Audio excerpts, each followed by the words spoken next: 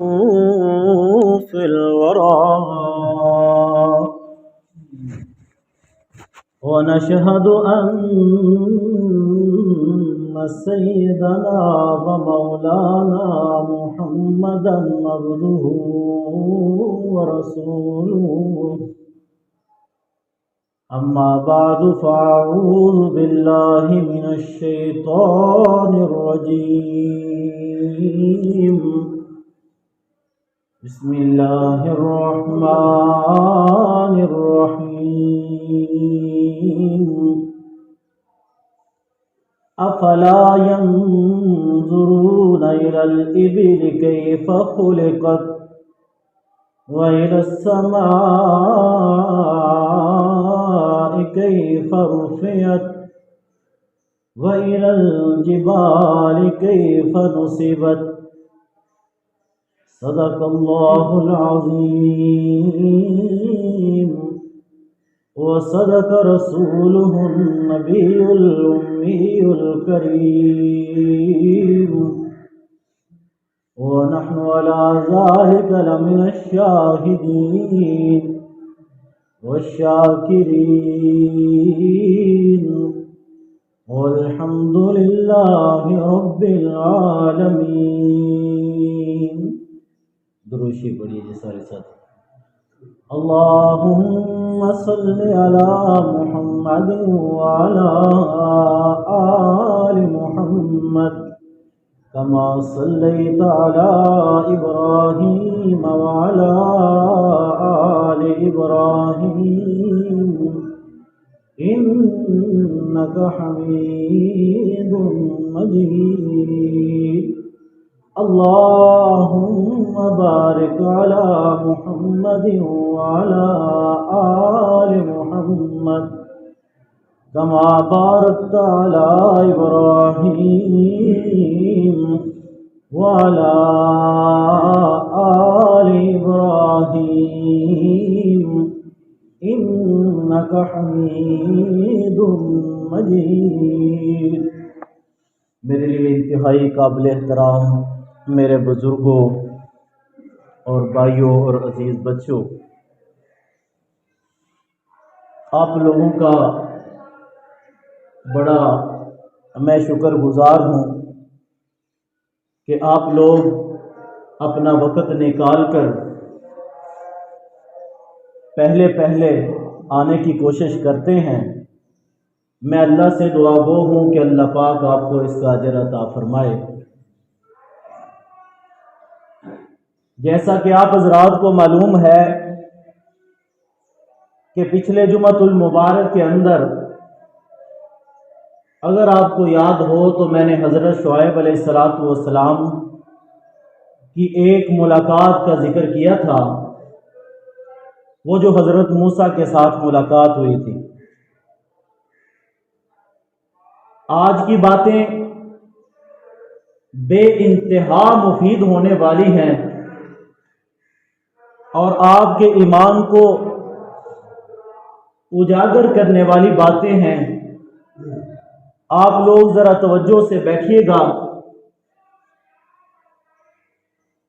جو آیت میں نے آپ کے سامنے تلاوت فرمائی ہے وہ آخری پارہ ہے 30واں. اس کی سورت کا نام ہے سورۃ الغاشیہ، جس میں ایک جملہ ہے کہ فرمایا کہ افلا ينظرون الى الابل كيف خلقت. اللہ پاک اس انسان کو متوجہ کر کے یہ سمجھانا چاہتا ہے کہ ذرا دیکھ کہ میں نے کس طرح الى الابل، عربی میں اونٹ کو کہتے ہیں ابل، میں نے اونٹ کو کس طرح بنایا ہے.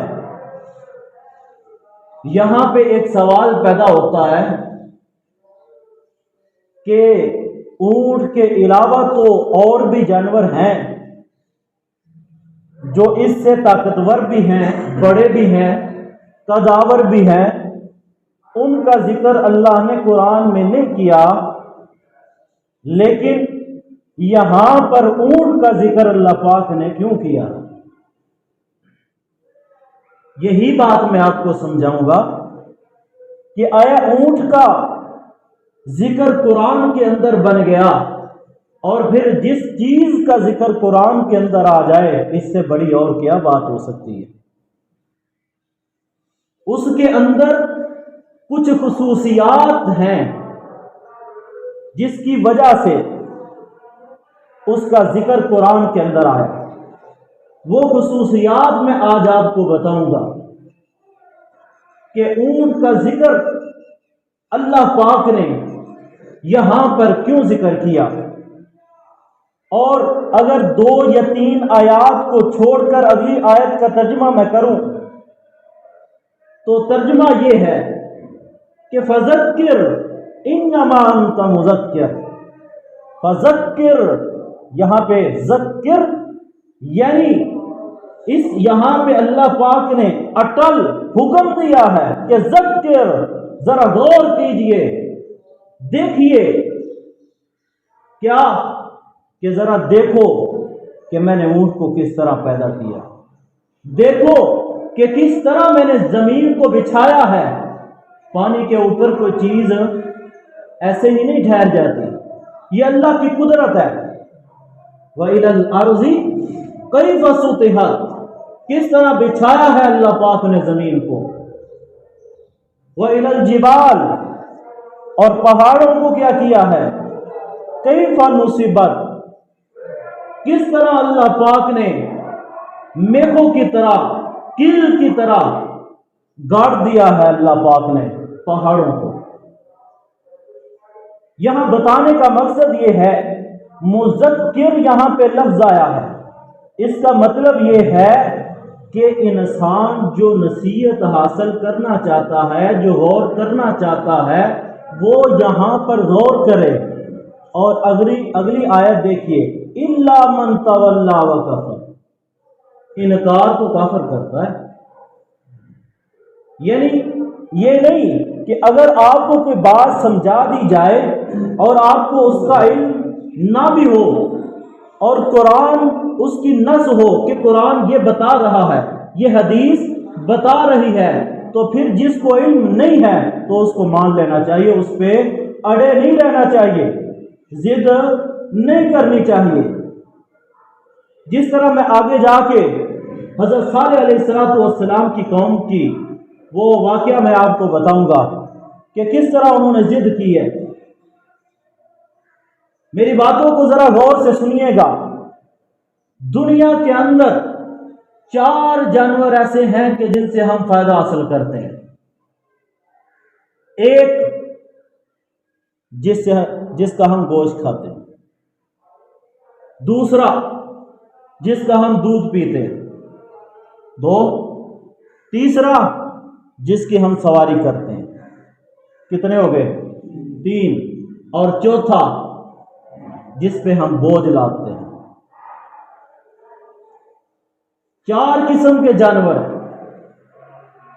کہ ایک پہ سواری ہے تو دودھ نہیں ہے، دودھ ہے تو بوجھ نہیں ہے، یعنی ہر ایک کی مختلف خصوصیت ہے، جس کا ذکر اللہ پاک نے 14واں پارہ سورۃ النحل کے اندر بتایا کہ فرمایا، اللہ پاک فرماتا ہے کہ وَالْأَنْعَامَ خَلَقَهَا لَكُمْ، کہ میں نے چوپائے کہتے ہیں جس کی 4 ٹانگیں ہوں، 4 ٹانگوں والے میں نے جانوروں کو پیدا کیا، کس لیے، فِيهَا دِفْءٌ وَمَنَافِعُ وَمِنْهَا تَأْكُلُونَ، کہ جب سردیاں آتی ہیں اس کی اون سے، دفن فیہا دفن، تم اس سے گرم کپڑے بناتے ہو، وَمِنْهَا تَأْكُلُونَ، اور اس کا گوشت بھی تم کھاتے ہو، وَتَحْمِلُ أَثْقَالَكُمْ إِلَى بَلَدٍ، اور پھر اور کیا کرتے ہو،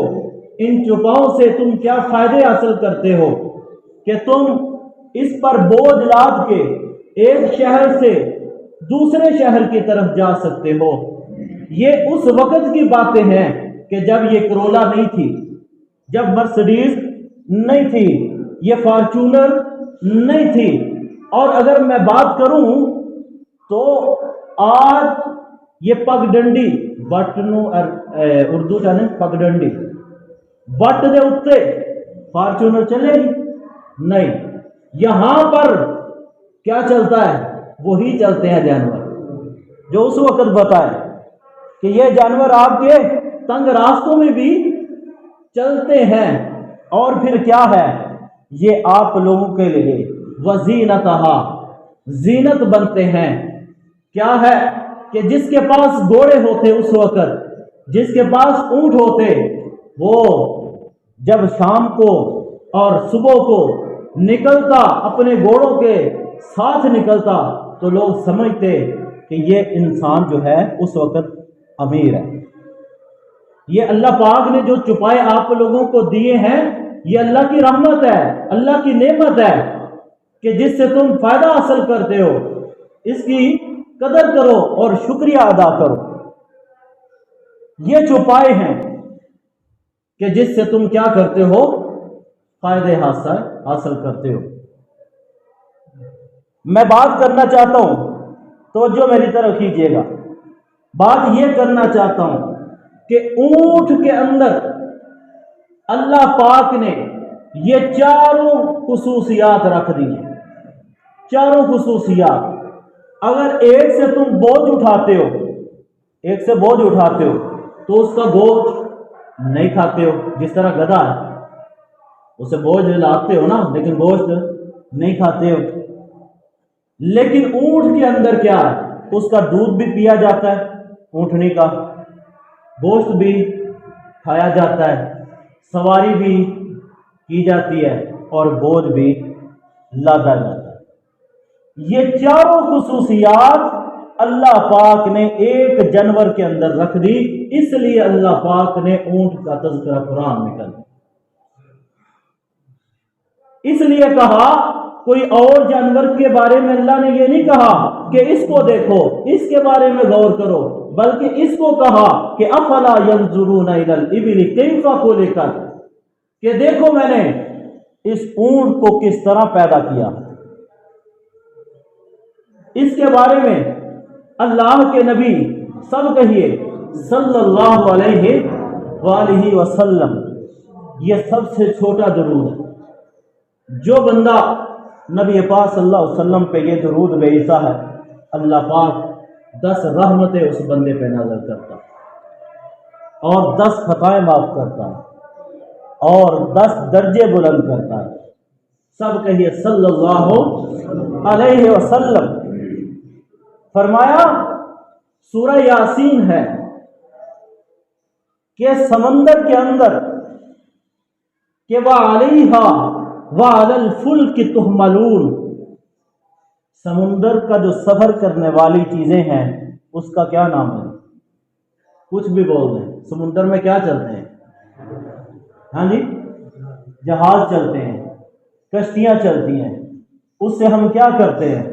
بوجھ بڑا بڑا ٹن وزن اٹھا کے ایک ملک سے دوسرے ملک میں لانے کے لیے۔ اللہ کے نبی پاک صلی اللہ علیہ وسلم نے فرمایا کہ سمندر والی جو چیز ہے وہ کشتی ہے، اور جو صحرا میں چلنے والی ہے وہ کشتی جو ہے وہ اونٹ ہے۔ کیوں ذکر کیا اللہ پاک نے؟ کیوں دوسرے جانوروں سے اس کو ممتاز کر دیا، خاص کر دیا؟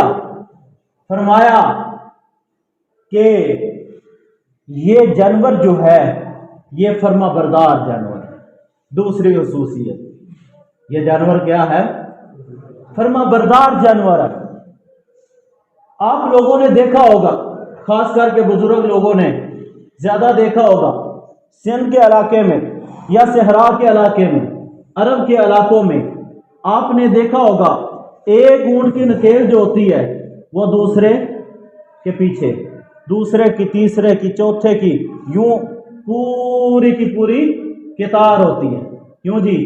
اور 20 30 40 اونٹ ہوتے ہیں، اور اگر یہ خراب کرنا چاہے نا تو آپ اس کو پکڑ نہیں سکتے۔ لیکن آپ نے دیکھا ہوگا کہ ان کا ایک ہی بچے نے سب سے اگلے والے کی نکیل پکڑی ہوتی ہے اور لے کے جا رہا ہوتا ہے. یعنی یہ کیا ہے کہ یہ دوسرے جانوروں سے زیادہ فرما بردار ہے. یعنی یہ خصوصیت اللہ پاک نے رکھ دی ہے کہ یہ ممتاز کر دیا کہ یہ فرما بردار جانور ہے، اس لیے اللہ پاک نے اس کا تذکرہ قرآن کے اندر بتا دیا کہ تم ذکر کرو اس کا اور نصیحت حاصل کرو کہ دیکھ دیکھ کے کہ افلا ينظرون الى الابل كيف خلقت. اور پھر میں آپ کے نالج میں اضافہ کرتا جاؤں اور آپ کی توجہ چاہوں تو تیسری خصوصیت کیا ہے کہ اس کے اندر کہ یہ صبر والا ہے. صبر والا ہے. صبر کیسے؟ اگر یہ اونٹ 10 دن بھی پانی نہ پیے تو یہ زندہ رہ سکتا ہے. یہ اونٹ جو ہے کتنا صبر ہے اس کے اندر. دعا کرو کہ یہ صبر اور فرما برداری یہ دو ہی چیزیں ہیں کہ اگر ایک انسان کے اندر آ جائیں تو یہ کام جو بگڑے ہیں یہ بن جائیں. ایک صبر ہے اور دوسرا کیا ہے؟ فرما برداری ہے. اگر یہ صبر جو ہے ہمارے اندر آ جائے تو بڑے معاملات جو ہے وہ ٹھیک ہو سکتے ہیں. گھر ٹھیک ہو سکتے ہیں، محلے ٹھیک ہو سکتے ہیں، گاؤں ٹھیک ہو سکتے ہیں. یہ صبر والی جو بریک ہے یہ آج ہمارے تن سے بچھڑ چکی ہے. بریک ہی نہیں ہے. جتنی بڑی مہنگی گاڑی ہو اور اس کی بریک نہ ہو وہ انسان کبھی بھی نہیں لیتا. یہاں پہ میں ایک بات کوٹ کرنا چاہتا ہوں. سائنس نے بھی بڑی ترقی کی ہے. کہتے ہیں کہ انسان کو جو غصہ آتا ہے نا، غصہ وہ کتنی دیر رہتا ہے؟ کتنی دیر رہتا ہے؟ سائنس نے کہا ہے جی 12 منٹ. غصے والے جو ہارمون ہیں 12 منٹ تک بندے کے رہتے ہیں. 12 منٹ تک. وہ جو اللہ کے نبی پاک صلی اللہ علیہ وسلم نے آج سے 14 صدیاں پہلے بات بتا دی وہی حقیقت ہے. کہا کہ اگر غصہ آ جائے، انسان کھڑا ہے تو کیا کرے؟ غصے کی حالت میں تو کیا کرے؟ بیٹھ جائے. بیٹھا ہے تو یا لیٹ جائے یا وہاں سے چل پڑے. اور اگر کوئی زیادہ ہی اس کے ہارمون تیز ہیں تو پھر اس کے لیے ایک نسخہ ہے. اس کے لیے ایک نسخہ ہے، وہ آپ سننا چاہیں گے. اگر ایک بندے کو زیادہ ہی غصہ آتا ہے تو پھر اس کے لیے یہ ہے کہ وہ بندہ ایک نماز کا وقت نکلنے دے، دوسرا وقت آ جائے تو اس کا غصہ ٹھنڈا ہو جائے. دیکھ لیں 2 منٹ میں انسان کہاں سے کہاں چلا جاتا. اگر اسی بات پہ انسان کیا کر لے، عمل کر لے تو کتنا امن ہو سکتا ہے. دعا کرو اللہ پاک کیا ہے ہمیں کیا کرے؟ صبر کی تلقین عطا فرمائے. کیوں جی؟ کہ یہ اس کا ذکر قرآن میں اس لیے آ گیا کہ اس کے اندر فرما برداری ہے اور کیا ہے جی؟ صبر ہے. اور اس کے ساتھ والی سورت جو ہے سورۃ الشمس، فرمایا وہاں پہ کہ اذن باس اشقاہا، کہ وہ انسان بڑا ہی بدبخت تھا کہ جس نے حضرت صالح علیہ السلام کی اونٹنی کو قتل کیا تھا. کہ جب دیکھا کہ حضرت صالح علیہ السلام نے اپنی قوم کو دعوت دی اور تبلیغ کی لیکن انہوں نے مانا نہیں ہے اور کہا کہ ہمیں کوئی معجزہ دکھائیے پھر ہم ماننے کے لیے تیار ہیں. آخرکار انہوں نے وہ معجزہ کون سا مانگا تھا؟ کہا کہ ہم یہ معجزہ دیکھنا چاہتے ہیں کہ کوئی جاندار چیز بے جان چیز سے نمودار ہو جائے. جاندار چیز بے جان چیز سے نمودار ہو جائے، پیدا ہو جائے. حضرت صالح علیہ السلام نے دعا کی تو ایک پہاڑ سے اونٹنی نمودار ہوتی ہے، ان کے سامنے یہ معجزہ نمودار ہوتا ہے۔ قوم نے جب دیکھا تو پھر وہی پچھلی قوموں کی طرح کہا یہ تو جادو ہے، یہ جادو ہے۔ بہرحال سب کچھ کہنے کے باوجود، بتانے کے باوجود وہ قوم نہیں مانی۔ یہ ماننے کا بڑا آج کل مسئلہ ہے، بندہ مانتا ہی نہیں ہے۔ قرآن پڑھ پڑھ کے بندے کو بتاؤ، پھر بھی کہتا ہے اپنی مرضی کرتا ہے کہ یا پھر کہ جو میں نے کہہ دیا ہے بس میں صحیح ہوں، میں ٹھیک ہوں۔ یار کوئی تحقیق تو کر لو، سب کچھ بھی بتا دے پھر بھی نہیں مانتے۔ وہ قوم نے اسی طرح نہیں مانا، آخر کار ان کے لیے عذاب آیا۔ حضرت صالح علیہ السلام نے بڑی کوشش کے باوجود بھی انہوں نے بھی حضرت صالح علیہ السلام کی بات کو نہیں مانا، تو پھر عذاب کیا آتا ہے؟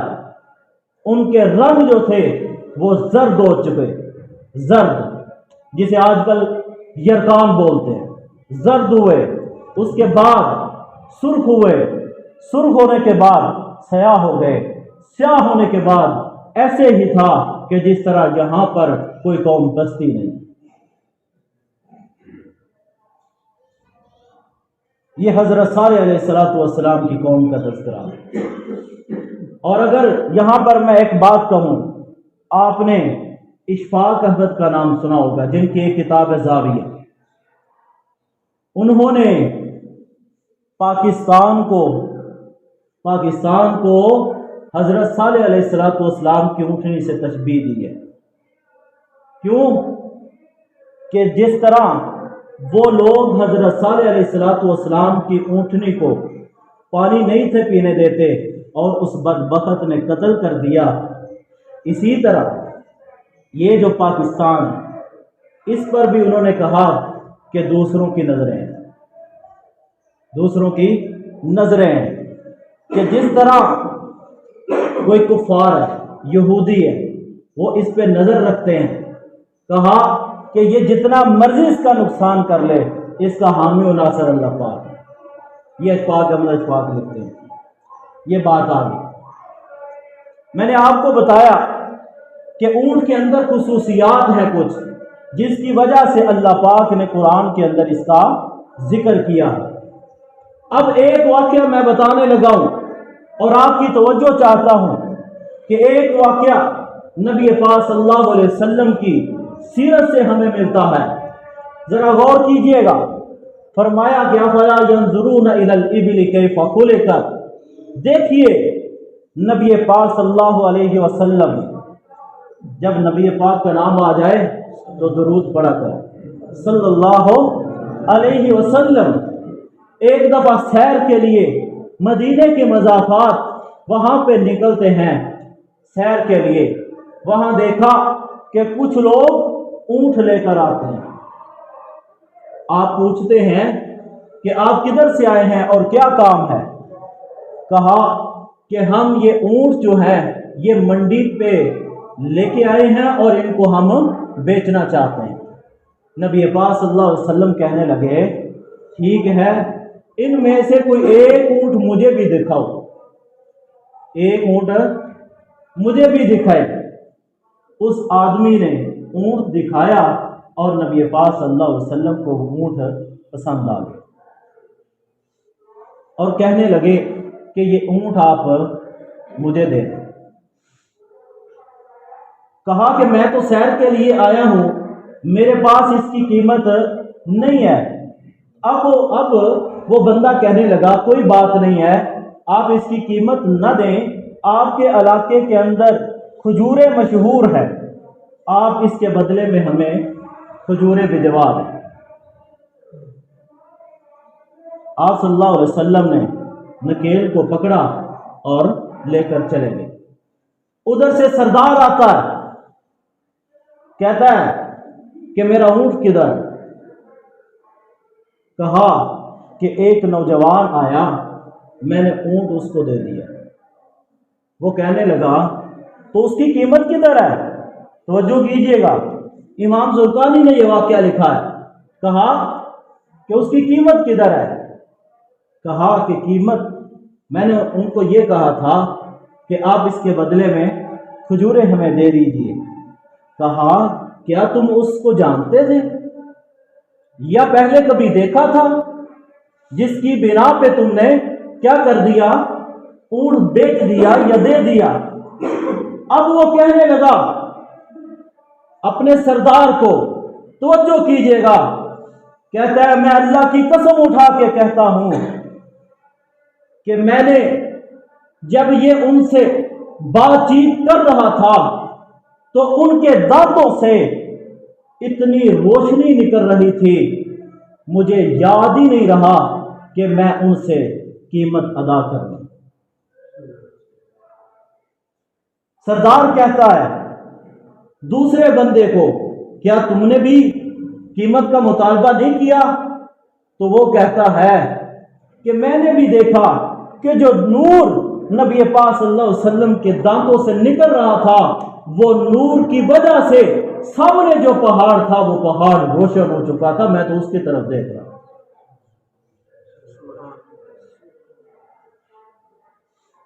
ایک خیمے سے آواز آتی ہے ساتھ ہی، کہا کوئی ضامن، کوئی ضمانت تو ہوتی، تم ضمانت ہی لے لیتے۔ آواز آتی ہے خیمے سے، دور سے آواز آتی ہے ایک عورت کی، کہتی ہے کہ انا ضامن ہوں، میں ضمانت دیتی ہوں۔ کہا وہ کون تھی؟ وہ سردار کی بیوی تھی۔ کہا کیا یہ آپ کا کوئی رشتہ دار تھا جو تم ضمانت دینے لگی ہو؟ کہا کہ جب یہ معاملات کر رہے تھے تو میں خیمے سے دیکھ رہی تھی کہ دھوپ تو تھی وہاں پہ، ہر ایک پہ دھوپ پڑ رہی تھی، لیکن اس بندے کے اوپر بادل جہاں جہاں پہ وہ جا رہے تھے بادل سایہ کرتے جا رہے تھے۔ اور میں نے سمجھ لیا کہ ایسا بندہ قیمت ادا ضرور کرے گا اور جھوٹا کبھی نہیں ہو سکتا۔ جب یہ سردار نے بات سنی تو کہا کہ ایسا نوجوان جس کے تم یہ باتیں کر رہے ہو اور یہ اونٹنی والی بات ہے، تو چلو مجھے لے چلو۔ ابھی تھوڑا ہی وقت گزرتا ہے تو دو بندے جناب کھجوریں اٹھا کے سردار کے پاس لے کے آتے ہیں اور کہتے ہیں کہ ہمارے سردار جو نبی پاک صلی اللہ علیہ وسلم ہیں، انہوں نے یہ آپ کے اونٹ کی قیمت بھی دی ہے اور یہ ایک ٹوکرا آپ کی مہمان نوازی کے لیے دیا۔ تو اس وقت اس نے کہا کہ جناب آؤ، ایک نہیں سارے کا سارا قبیلہ میرے ساتھ چلو اور نبی پاک صلی اللہ علیہ وسلم کے ہاتھ پہ بیعت کریں۔ اور جب وہ آئے اور دیکھا تو وہ سارا قبیلہ ایک اونٹ کی وجہ سے سب مسلمان ہو۔ اس لیے میں نے کہا ہے کہ افلا ينظرون الى الابل كيف خلقت، کہ آپ نے اتنی نالج اونٹ کے متعلق پہلے سنی ہے کہ افلا ينظرون الى الابل كيف خلقت، اونٹ کو دیکھو کہ اس کے اندر کتنی اللہ پاک نے خصوصیات رکھی ہیں۔ اور پھر یہ سب سے بڑی بات جو ہے جو قربانی کی ہے وہ نبی پاک صلی اللہ علیہ وسلم نے اونٹ کی ہے۔ اور آخری بات کر کے اجازت چاہوں گا، توجہ کیجئے گا، اونٹ کی پسندیدہ غذا کون سی ہے؟ سب سے پسندیدہ غذا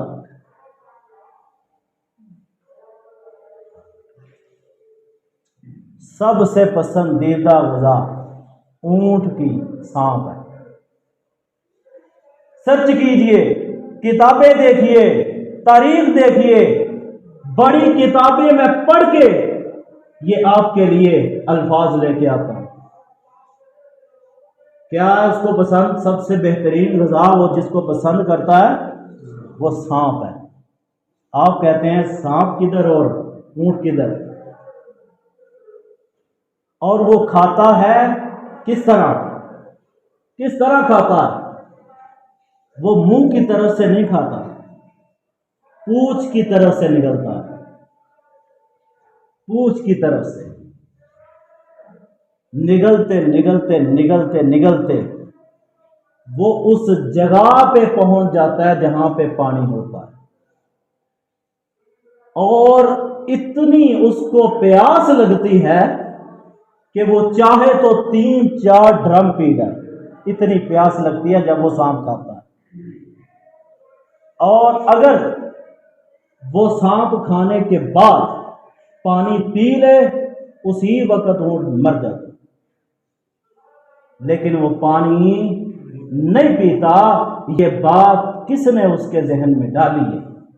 افلا ينظرون الى الابل كيف خلقت۔ یہ بتانا چاہتا ہوں میرے بھائیوں بزرگوں کہ دیکھو یہ بات کس نے ڈالی ہے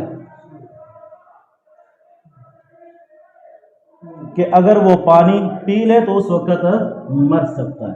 وہ پانی نہیں پیتا، بڑی دیر بعد جا کے پانی پیتا ہے، اور جب وہ سانپ کھا لیتا ہے تو اس کے دونوں آنکھوں پہ گڑے پڑتے ہیں، اتنے گڑے کہ سیاہ ہو جاتے ہیں۔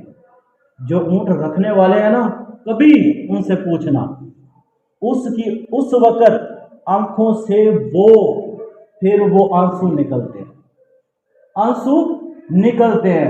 پھر وہ کیا کرتے ہیں، وہ جو چرواہے ایک ڈبی لیتے ہیں، وہ آنسوؤں کو جمع کر لیتے ہیں، وہ تریاک، وہ لب لباب جو ہے وہ جمع کر لیتے ہیں آنکھوں سے اس کے، اور پھر وہ کہاں پہ استعمال ہوتا ہے کہ جس کو سانپ ڈس جائے، بچھو ڈس جائے، وہاں پہ اس کو لگاتے ہیں۔